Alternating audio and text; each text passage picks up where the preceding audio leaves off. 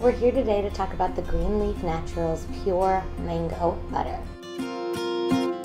This is a wonderful moisturizer. It reminds me of our honeymoon in Anguilla because they served fresh mango every day. The smell of it just sort of brings me back. There was a time I did not have a good moisturizing routine. It was very inconsistent, just every couple of days I would remember. Now I'm much better about it. I keep one in my bathroom, one by my bed, and so I can moisturize twice a day after I shower and right before I go to sleep. And it absorbs really quickly, so you don't have to worry about your sheets getting greasy.